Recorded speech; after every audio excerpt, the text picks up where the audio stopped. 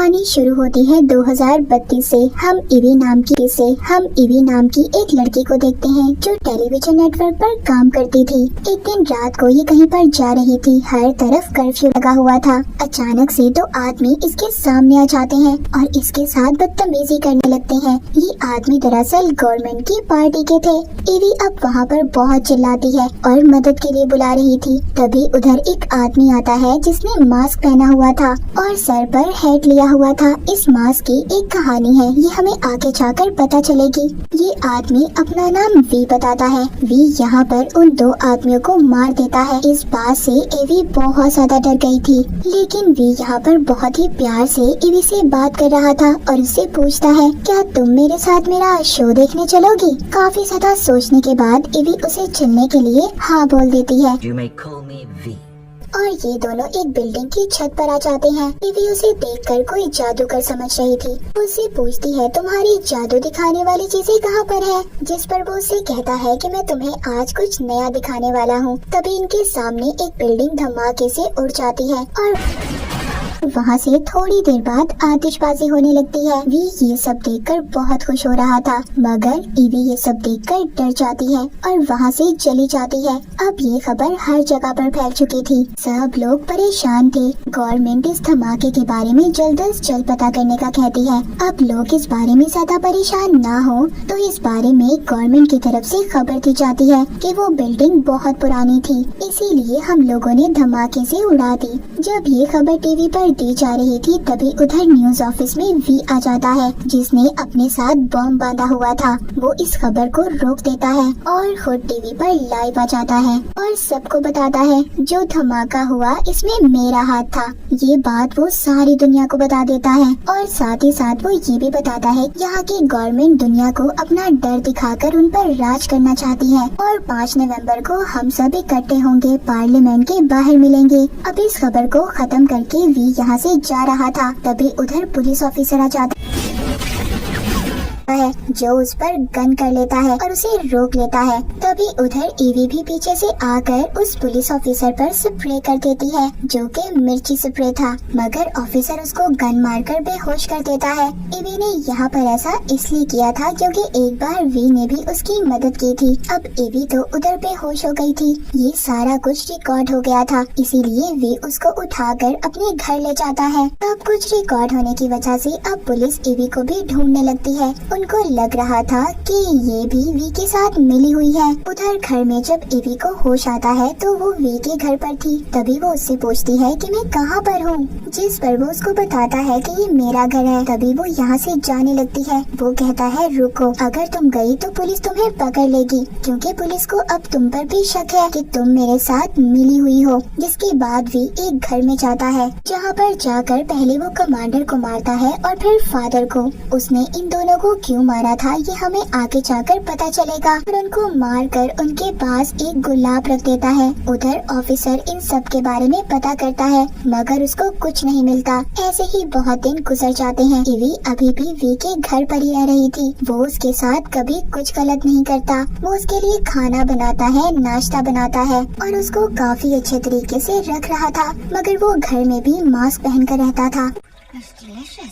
बगैर डरे जो भी मुल्क के लिए कर रहा था, ईवी को उसका ये काम अच्छा लग रहा था। उसको भी इसकी तरह आजादी से जीना था, मगर जैसे वी यहाँ पर बड़े बड़े लोगों की जान ले रहा था, उन्हें मार रहा था, उसको बिल्कुल अच्छा नहीं लगता। वो वी के घर से भाग जाती है। अब ईवी भागकर अपने बॉस के घर आ जाती है, मगर वो डर रही थी। उसका बॉस कहता है डरने की कोई बात नहीं। तभी वो उसको एक मशहूर पेंटिंग दिखाता है जो इसने चोरी की थी और साथ ही कुरान। हालांकि वो क्रिश्चियन था, मगर फिर भी उसके घर में कुरान था, जो इसके लिए बहुत ज्यादा खतरनाक साबित हो सकता था। दूसरी तरफ ऑफिसर अब एक लेडी डॉक्टर के पास आता है और उसको वही गुलाब दिखाता है जो वी लोगों को मार कर उनके पास छोड़ जाता था। डॉक्टर उस गुलाब को देखकर डर सी जाती है। ऐसा लग रहा था कि शायद ये गुलाब के बारे में जानती हो। अब जब वो रात को अपने घर पर थी और सोने लगती है, तभी उनके घर में वी आ जाता है। वो उसे देखकर कहती है, मैं समझ गई थी उस गुलाब को देखकर,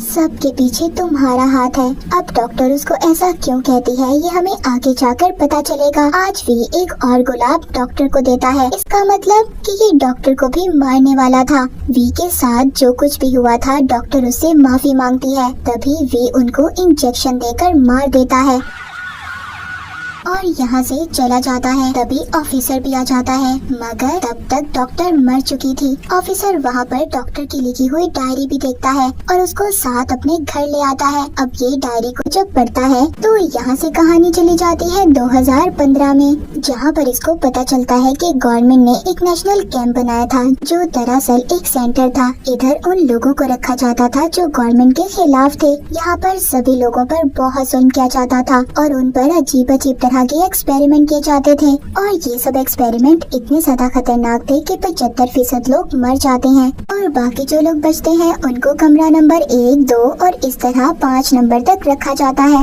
मगर ये लोग भी मर जाते हैं। सिर्फ कमरा नंबर 5 वाला आदमी बचता है। वो पूरे सेंटर को धमाके से उड़ाकर वहाँ से भाग जाता है और ये आदमी ही था जो आगे जाकर वी बना और जो एक्सपेरिमेंट इन लोगों पर किए जा रहे थे उनकी निगरानी फादर, कमांडर और डॉक्टर कर रहे थे। इसीलिए वी ने इन सबको मार दिया था।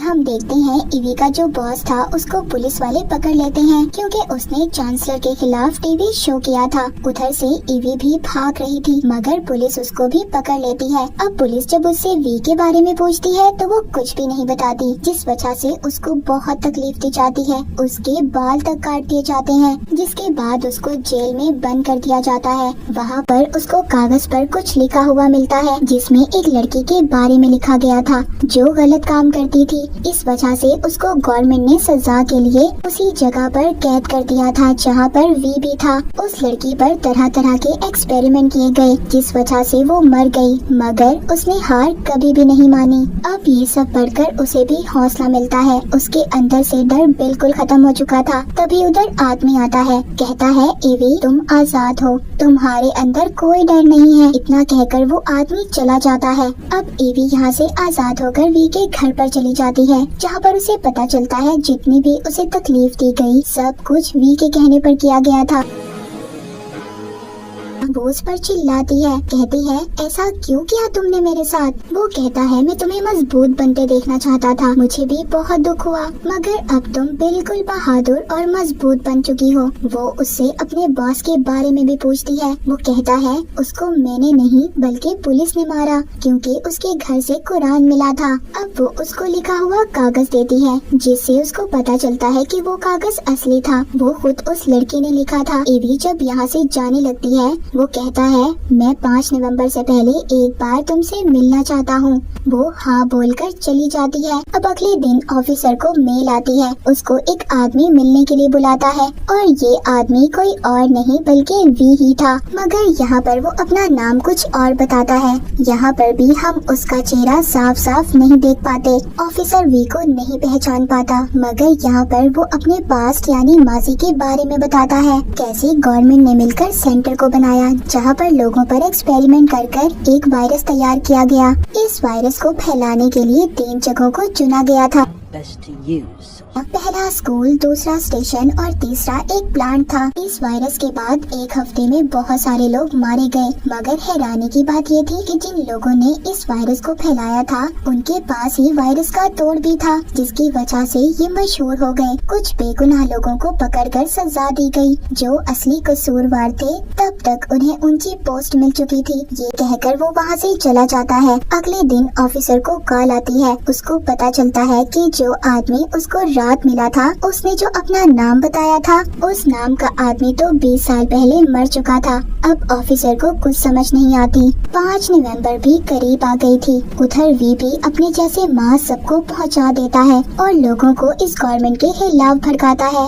लोगों को ज्यादा गुस्सा तब आता है जब गवर्नमेंट का एक आदमी छोटी बच्ची को मार देता है जिसने वी का मास्क पहना हुआ था, और अब सभी लोग उस आदमी को भी मार देते हैं। अब 5 नवंबर की शाम ईवी वी से मिलने आती है।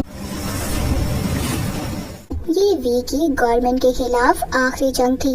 ये पार्लियामेंट की बिल्डिंग को उड़ाने वाला था। ये ईवी को बारूद से भरी हुई ट्रेन दिखाता है। वो ईवी को कहता है, मेरे जाने के बाद मेरा सब कुछ तुम्हारा है। वो कहती है, देखो ये सब छोड़ दो, हम यहाँ से कहीं दूर चले जाएंगे। मगर वो कहता है, नहीं, मुझे जाने दो। ये कहकर वो अंडरग्राउंड रास्ते से होकर चला जाता है। अब सभी लोग वी जैसा मास्क पहनकर सड़कों पर निकल आते हैं। जब गवर्नमेंट को पता चलता है तो वो पार्लियामेंट के बाहर काफी ज्यादा तादाद में आर्मी भी बुला लेते हैं। अब वी ने भी खुद को पुलिस के हवाले कर दिया था। वहाँ पर पुलिस का एक आदमी इसकी शर्त के मुताबिक चांसलर को भी ले आता है। वी उसको मार कर उसकी जेब में गुलाब रख देता है। अब जो पुलिस का आदमी था वो वी से कहता है, मुझे तुम्हारा चेहरा देखना है। जब वो ना करता है तभी भी उधर उसके बहुत सारे आदमी वी पर गोलियां बरसाते हैं, मगर वो उन सब आदमियों को मार देता है। अब वो भी बहुत ज्यादा जख्मी हो चुका था। ईवी जब वी को देखती है तो कहती है, मैं तुम्हें हॉस्पिटल ले जाती हूँ। जिस पर वो कहता है, नहीं, मैं मरने वाला हूँ और हाँ, जाते जाते मैं तुम्हें बताना चाहता हूँ कि मुझे तुमसे प्यार हो गया था। तुमसे मुझे वो सब मिला जो आज तक मुझे अपने से नहीं मिला।